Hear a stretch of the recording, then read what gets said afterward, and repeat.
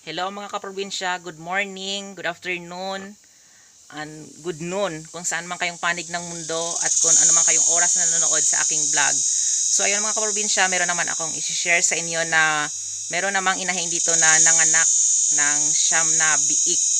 So ayun mga kaprobinsya, yung kanyang anak is merong kulay brown. So ayan, dito sa amin kasi bihira lang makakita ng ganyang biik na kulay brown yung nanganganak ng isang itim na baboy. So tara mga kaprobinsya, samahan nyo ko at papakita ko sa inyo yung anak ng native na baboy na nanganak ng kulay brown. So yan mga kaprobinsya, ito yung inahin na buntis doon sa kabila.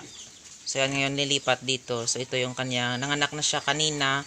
So siyam yung kanyang anak. So lahat puro itim at isa lang yung kulay brown doon. Ayan o. So ayan. So kasi itim yung kanyang yung kanyang ina. Tapos yung kanyang tatay is itim. So ito yung bagong barako dito. Ayan. So mga kaprobinsya is malaki siya, is siguro mga 10 months na siya. So ayan na siya. Sobrang laki niya na. Kasi high 4 na siya mga kaprobinsya. So ayan. So mabilis talaga at malaki siya kay Bori. Kasi purong high 4 talaga siya mga kaprobinsya. So ito na yung kanyang anak. So ayan, ito yung kauna-unahan niyang anak, kauna-unahan niyang binarakuhan itong inahin na ito. So ayan.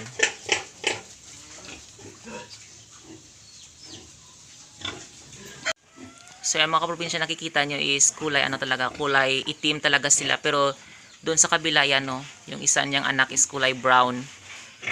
So yan yung minsan mahal talaga bilhin yan, yung kulay brown na yan dito sa amin.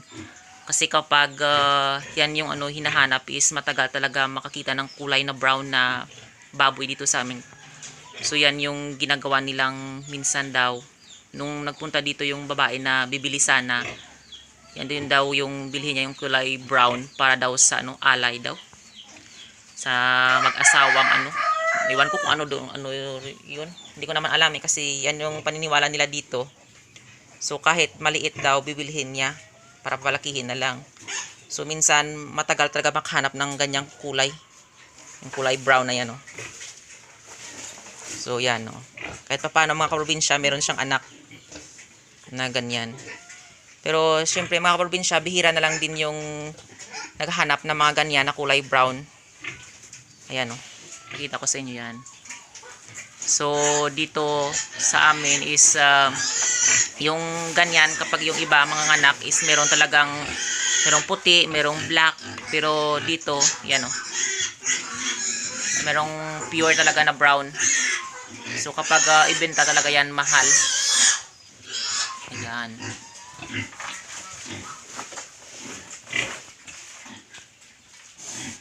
Iwan ko lang kung anong ginagawa dyan. Basta para daw sa mag-asawang iwan ko lang kung na hindi makikita. Tapos isama sa kulay itim. Yan yun ang sabi ng ng babae na naghahanap noon. Pero kaso ilang barangay, ilang bayan ang pinuntahan nila, wala sila nakikita. Kasi mahirap talaga hanapin yung mga ganyang kulay.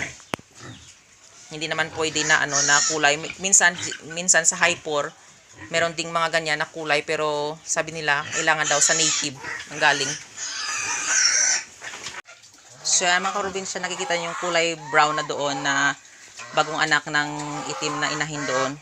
Kapag lumaki na siya, maging ganito na siya kulay niyo. Ayan. So is puro brown talaga ito mga kaprobinsya. So ngayon buntis na rin siya. Siguro mga September mga anak na rin.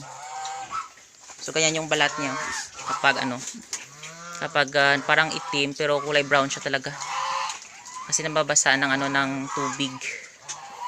So yan. So ito yung hinahanap ng ng iwan ko lang, sabi nila daw kapag merong hindi makikita na nasagi mo or mag-asawa sila. So ganito daw yung yung tawag to? Sinasama sa itim na baboy at saka brown. So ialay doon sa sa mag-asawa na yun, na kung ano man yung iwan ko, mabasta yan yung paniniwala dito Yan din yung yung explain ng ng explanation ng babae na pumunta dito, na dahil daw kuno sa merong nasagi daw yung tatay niya na kailangan daw, sabi ng albularyo, na ito daw yung kailangan daw yung brown na baboy or pula. Pero kung sabi tawag dito sa amin kulay brown eh. Pero ang tawag ng ng albularyo is kulay brown.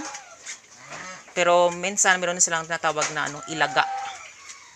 Is common talaga dito sa amin yung tawag ng ganito is ilaga. Depende na lang din sa depende na lang sa albularyo kung anong tawag nila at sa mga tao. Pero kasi tawag namin dito is kulay brown. So ganito yung kanyang mukha, ayan. Pero native siya mga kaprobinsya. So kapag kapag hyper, siyempre yung hyper meron na rin ganito. Hindi daw pwede, bawal daw. So kailangan native. So ganyan. So merong si Tito, nag-alaga si Tito nito. Kahit papaano is i-crossbreed din sa sa native na na baboy na kulay itim. Kahit papaano meron ding merong ganyan. So yan na talaga yung dito, yung isa din yung pag-aalaga nito is mahal kapag merong naghahanap nito ng ganitong kulay ng baboy, is mahal talaga ang bintahan dito. At syempre mahal din yung yung native na baboy. Plus pa kapag ganito yung kulay na hinahanap is sobrang mahal talaga mga kaprobinsya. Ayan. So ito naman yung yung ina ng bagong panganak na na inahin doon. So Damulaga yon siya. So ito yung kanyang ina. So ngayon, ito yung mga kapatid niya na natira. Ayan. So sa 10 sila, ito na lang yung natira. 4 na lang. So kaso hindi na po ito pwedeng ibenta kasi ipa-fattening na lang nila ito. So madami pa sanang bibili dito. Kaso dahil sa kamahalan ngayon ng ng biik at saka sa kamahalan ngayon ng tawag dito ng mga baboy na panglitsyon at saka pang gawing karne. So hindi na nila ito ibebenta. So palakihin na lang nila. So nung isang araw, ito yung kanyang inahin na ito, yung kanilang ina is nagpabulog na din. So siguro mga 5 araw na din na nabulugan ito. So ayan. So yan mga probinsya, mabilis na talaga lumaki yung mga yung mga alagang baboy. Nakikita nyo naman na yung kanyang kapatid doon na nauna is buntis na. So ito naman yung kanyang mga mga kapatid na kasunod niya na ipanganak. So ayan. So mabilisan lang talaga mga kaprobinsya kapag sipag-sipag at tiyagala talaga sa pag-alaga ng mga baboy. Katulad nito, hindi naman sila pure na hybrid, pero kahit pa paano yung kanilang yung kanilang resistensya at pangbato sa mas talaga sila sa sakit kasi meron silang dugo na hyper or tawag dito na sila na crossbreed kumbaga sa mga sa mga native na baboy. So ganyan yung kanilang pangangatawan at mas malamang talaga yung yung dugo, yung blood or dugo ng ng isang native na baboy sa kanila kasi ito talaga yung diyan, kulay itim. So hindi talaga dito mga kaprobinsya maiwasan na mag-alaga talaga ng ng baboy na itim dito sa amin or native kasi ito yung ginagamit ng mga tawag dito sa amin is albularyo ang tawag sa Tagalog. Is dito sa amin sila yung mga mga babaylan. So ito yung ginagamit nila sa kasi tradition pa dito sa amin na tawag dito nag-aalay ng mga baboy. So ayan. So ito talaga yung priority na inaalagaan dito na sa amin, sa aming bayan kasi mas naniniwala pa dito yung mga tao sa mga ganyan na mga pamahiin. So kapag ganito mga kaprobinsya kalaki is mahal na ito. Siguro mga na siya, mga 8,000. Yan. Mahal na. Kasi pwede na itong katayin eh. Ayan. So yan mga kaprobinsya, ito yung binlog ko nung isang malapit na mag-isang buwan na hyper na binili niya. 3 ito mga kaprobinsya. So ito yung isa, ayan. Pero ito is crossbreed ito ng ano ng native na ano na baboy na durok. So yan, ito yung kapatid nila. At ito. So sa 22 na July is mag-1 month na sila dito sa akin na inalagaan ko. Yan. Ang bilis lang talaga mga kaprobinsya nila lumaki kasi high poor sila. So ganyan talaga yung ano yung high poor is mabilisan talaga lumaki. Pero kaso kailangan talaga na meron silang ano mga vitamins, mga ano mga maresistensya na pakain. Kasi kapag hindi mo sila masyadong inalagaan, katulad nito, kailangan malinis talaga. So magkakasakit talaga sila. So yan. So dito naman, kahit pa paano mga probinsya, kahit ano ito is hindi naman ito pure na native. So merong itong halo na ano na durok na kulay itim yung kanyang ina. So ayan, ito is ano dito is high poor. So naging ganyan siya mga kaprobinsya kasi yung barako na nagbulog sa kanilang inahin is ano tawag ito? Pitrin. Ayan. So ayan. So yung kanilang inahin naman, yung kanilang nanay is durok na kulay brown. So ito yung nakakuha. Ano, meron siyang brown. So ayan. So yung kanyang tatay is ganyan kalaki. Ganyan din yung ano yung kulay. Merong black doon sa ano likuran, bandang ano. Tapos dito sa bandang ulo naman is merong black. To sa kalahati ng kanyang katawan is merong puti yung kulay. So ganyan yung mukha ng kanilang tatay. So ayun mga probinsya, na-explain ko na sa inyo kung bakit nag-aalaga kami ng native na baboy.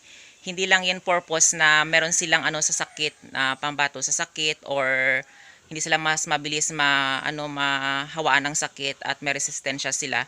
Is meron din kasi kaming ano na yung iba kasi meron silang paniniwala dito na dito na lang sila sa ano sa bundok makabili ng mga native na baboy na katulad niyan, yung mga kulay brown at saka kulay itim, na yun talagang tradisyon na minsan na inaalay nila. So naniniwala pa talaga dito yung mga tao sa mga ano tawag dito sa amin is sa Tagalog albularyo.